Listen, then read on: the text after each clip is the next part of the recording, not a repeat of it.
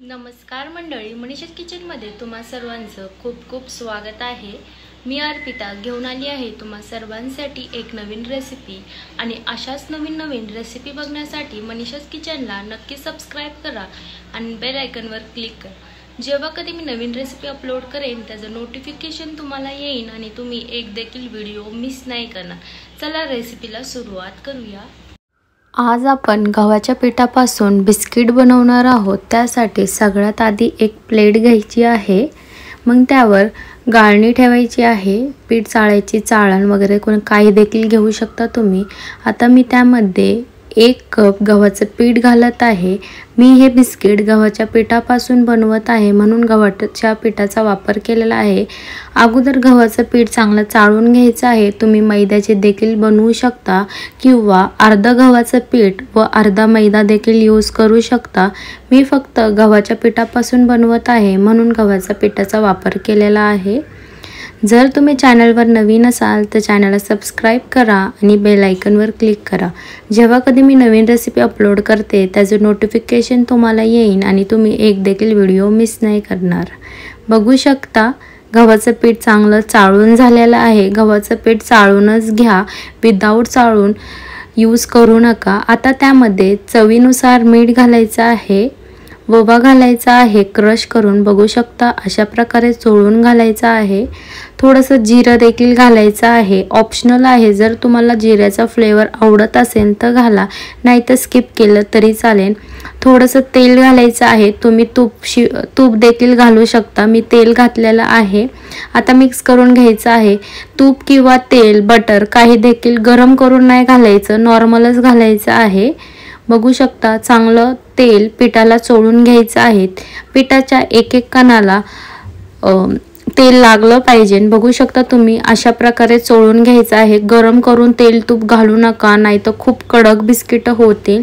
आपलं नॉर्मल टेम्परेचरचं तेल घालायचं आहे आणि चांगलं चोळून घ्यायचं आहे। जेवढं तुम्ही चोळणार आहे तेवढं तुमचे बिस्किट मस्त होणार आहे। बघू शकता अशा प्रकारे चोळून घ्यायचं आहे आणि व्हिडिओ पूर्ण बघा, व्हिडिओ स्किप करून बघू नका। तुम्ही व्हिडिओ अर्धा बघन आणि बिस्किट बनवन तर तुमचं बिस्किट बरोबर होणार नाही, एखादी स्टेप तुम्ही मिस करता। बघू शकता पिठाला चांगलं तेल लावून झालेलं आहे। आता थोडं पाणी घालून मळायचं आहे। एक सोबत जास्ती देखील पाणी घालू नका, थोडंच घाला, कारण की आपल्याला पीठ घट मळायचं आहे, पातळ पीठ मळायचं नाहीये, कारण की आपल्याला खुशखुशीत बिस्किट बनवायचे आहे या पिठापासून। म्हणून थोडं पाणी घालून छानपैकी पीठ मळून घ्यायचं आहे। जास्ती देखील कडक मळायचं नाहीये आणि जास्ती देखील पातळ मळायचं नाहीये। आपण पुरीला जसं पीठ मळतो तशा प्रकारे आपल्याला पीठ पाहिजे हे बिस्किट बनवण्यासाठी। ह्या चॅनलवरती मी खूप सारे पापडचे रेसिपीज अपलोड केलेले आहे, वाळवण रेसिपीज। जर तुम्ही बघितले नसेल तर ते देखील जाऊन तुम्ही बघू शकता, त्याची लिंक मी डिस्क्रिप्शन बॉक्समध्ये देत आहे। बघू शकता अशा प्रकारे पीठ मळून घ्यायचं आहे, चांगलं मळायचं आहे म्हणजे बिस्किट देखील छान होतील। व्हिडिओ प्लीज स्किप नका करू, एखादी स्टेप तुम्ही मिस केली तर तुमचे बिस्किट काहीतरी गडबड होईल बिस्किट करताना। अशा थोडं पाणी घालून पीठ मळायचं आहे। थोडा टाइम जास्ती जाईल पण बिस्किट छान होतील। पीठ पातळ करू नका। तुम्ही हे पीठ मैद्याचे देखील बनवू शकता आणि मी हे पीठ नमकीन बनवत आहे म्हणून मिठाचा वापर केलेला आहे। जर तुम्हाला गोड बिस्किट बनवायचे असतील तर 1 कप पाण्यामध्ये साखर मेल्ट करायची आहे, गरम करायचं नाहीये, थंड पाण्यातच मेल्ट करायची आहे, म्हणजे नॉर्मल पाण्यामध्ये। गरम करून घालू नका, जर तुम्ही पाक तयार करून घातला तर तुमची बिस्किट कडक होतील। मग जर तुम्हाला मेल्ट नसेल करायची नॉर्मल पाण्यामध्ये तर तुम्ही पिठी साखर देखील पिठामध्ये घालू शकता। जसं मी मीठ घातलं आहे तसं तुम्ही पिठी साखर देखील घालू शकता, म्हणजे तुमचे बिस्किट गोड होतील। तुम्हाला जेवढं गोड पाहिजे तेवढी तुम्ही साखर घालू शकता। आता आपण 1 कप पीठ घेतलं आहे तर तुम्ही अर्धा कप पिठी साखरचा वापर करू शकता, म्हणजे तुमचे बिस्किट गोड होतील। जर तुम्हाला कुठला फ्लेवर त्यामध्ये घालायचा असेल तर ते देखील तुम्ही घालू शकता। व्हॅनिला फ्लेवर, चॉकलेटचं तुम्ही कोको पावडर थोडीशी घालू शकता बिस्किटमध्ये। अशा प्रकारे पीठ चांगलं मळून घ्यायचं आहे, घट्ट पीठ मळायचं आहे, पुरीला जसं असतं तसं पीठ मळायचं आहे। बघू शकता आपलं छानपैकी पीठ मळून होत आहे।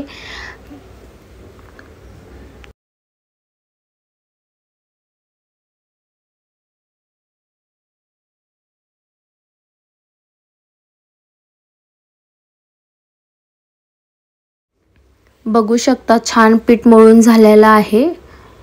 जास्ती कडक देखील नाही आहे आणि जास्ती मऊ देखील नाही आहे. मीडियम असं पीठ करायचं आहे. बघू शकता तुम्ही अशा प्रकारे छान चोळून मळून घ्यायचं आहे. गोल शेप द्यायचा आहे पिठाला. तुम्हाला जर टाईम असेल तुमच्याकडे तर 15 मिनटं मुरवत देखील ठेवू शकता तुम्ही पीठ. बघू शकता पण मी डायरेक्ट लगेच करणार आहे. आता मी थोडंसंच करत आहे 1 कपचं, तर मी आता 2 गोळे करणार आहे. बघू शकता तुम्ही. आता बिस्किटाला शेप जसा द्यायचा तसा तुम्ही देऊ शकता. शंकरपाळ्या जसा डायमंड शेपमध्ये असते तशा तुम्ही करू शकता, पण मी स्क्वेअर करत आहे. आता लाटणं पोलपट घ्यायचं आहे. अगोदर मी सुक्या पिठाचा किंवा तेलाचा वापर करणार नाही आहे लाटायला. जर तुमचं पीठ सेलसर झालं असेल तर तुम्हाला थोडंसं सुक्कं पीठ लागणार आहे लाटायला, नाहीतर थोडंसं तेल लागणार आहे. मी बिना तेल किंवा पिठाचं हे लाटून घेणार आहे. बघू शकता अशा प्रकारे आपल्याला पीठ पाहिजे, म्हणजे लाटताना देखील ते चिटकायला नाही पाहिजे लाटण्याला किंवा पोलपटाला. बघू शकता अशा प्रकारे लाटून घ्यायचं आहे. तुम्हाला जर कस्तुरी मेथी आवडत असेल तर पीठ मळताना तुम्ही त्याचा देखील ह्यामध्ये फ्लेवर टाकू शकता किंवा पुदिना देखील टाकू शकता तुम्ही कट करून, तुम्हाला जर पुदिनाचा फ्लेवर आवडत असेल तर. अशा प्रकारे लाटून घ्यायचं आहे. जास्ती पातळ लाटायचं नाही आहे आणि खूप जाडसर देखील लाटायचं नाही आहे. मीडियम असं लाटायचं आहे, कारण की खूप पातळ लाटल्यानंतर खूप कडक बिस्किटं होतील. आपल्याला खुशखुशीत बिस्किटं करायच्यात आहे म्हणून मीडियम लाटायचं आहे. बघू शकता एकदम आज्यात लाटलं जाते, जास्ती कडक झालेलं नाही आहे पीठ. अशा प्रकारे आपल्याला पीठ मळायचं आहे. जेवढं छान तुम्ही पीठ मळल तेवढे बिस्किटं देखील तुमचे छान होतील. बघू शकता अशा प्रकारे आपलं लाटून झालेलं आहे. 1 पोर्शनची चपाती बघू शकता, एवढी जाडसर आपल्याला पाहिजे चपाती. आता आपण कट करून घेऊया. मी सुरीनेच कट करत आहे. तुम्ही शंकरपाळी कट करतात त्याने देखील कट करू शकता. मी मोठे मोठे बिस्किट करत आहे म्हणून असे सुरीने कट करत आहे. बघू शकता तुम्ही. तुम्हाला जर गोल बिस्किट करायचे असतील तर तुम्ही झाकण्याचा एखाद्या डब्याचे झाकणाचा यूज करू शकता, बॉटलचं झाकण. आता मी स्क्वेअर करत आहे. बघू शकता एवढं आपल्याला जाडसर पाहिजे बिस्किट, म्हणजे खुशखुशीत होतात ते बिस्किट. आता दुसरं देखील बिस्किट करून घेणार आहे मी. तुम्ही वेगळ्या वेगळ्या शेपचे देखील बिस्किट करू शकता, पण जास्ती पातळ करू नका, नाही तर तुमचे बिस्किट खूप कडक होतील आणि चावणार देखील नाही तुम्हाला. आता हे बिस्किट काढून घेऊया एका प्लेटमध्ये. खुल्लं ठेवायचं आहे. तुम्ही एकावर एक टाकलं तरी चिटकणार नाही, कारण की आपलं पीठ चिकट झालेलं नाहीये. अशा प्रकारे बिस्किट काढून घ्यायची आहे. आता दुसरं लाटून घेऊया. मी परत एकदा दाखवते तुम्हाला. सेम बिस्किट करून दाखवत आहे. जर तुम्हाला वेगळ्या शेपचे करायचे असेल तर तुम्ही वेगळ्या शेपचे देखील करू शकता, पण मी स्क्वेअरच करत आहे. तुम्ही ट्रायंगल देखील करू शकता. अशा प्रकारे आपण आता दुसरं देखील लाटून घेऊया.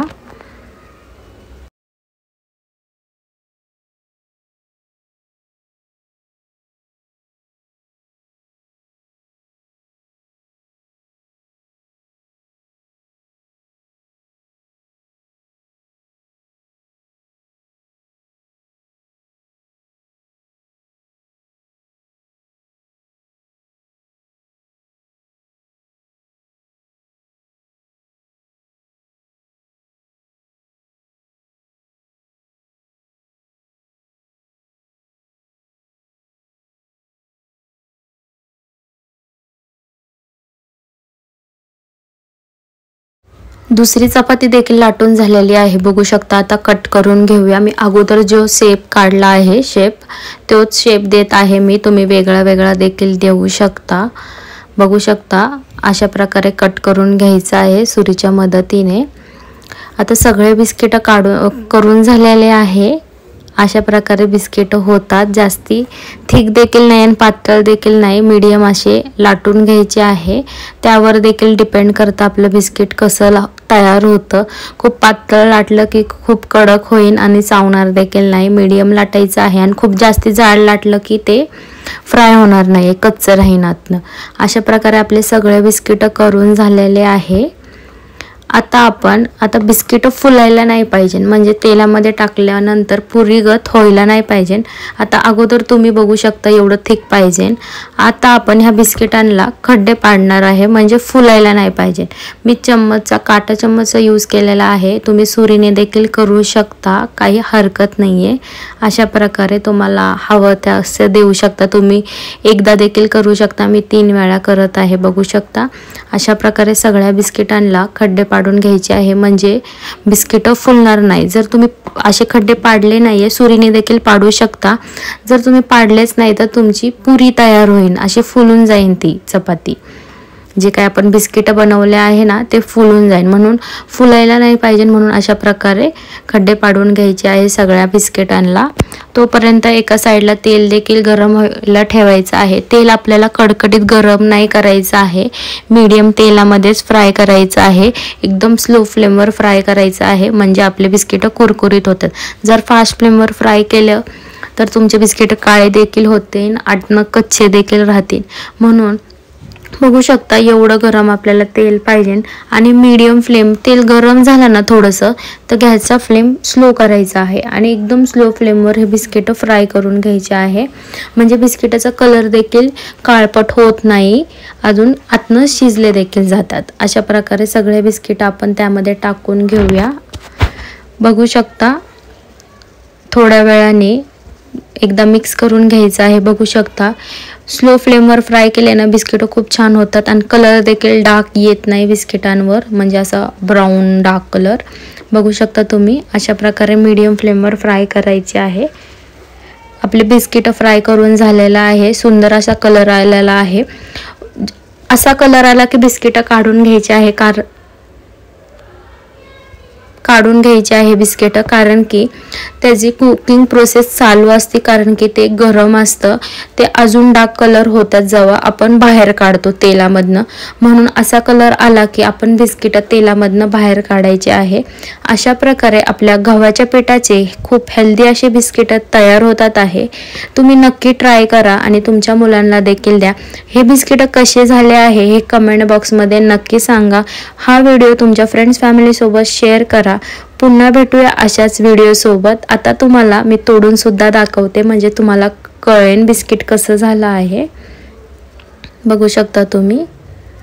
अशा प्रकारे बिस्किट तयार होतं. पुन्हा भेटूया अशाच रेसिपी सोबत. तोपर्यंत मस्त खा आणि स्वस्त राहा.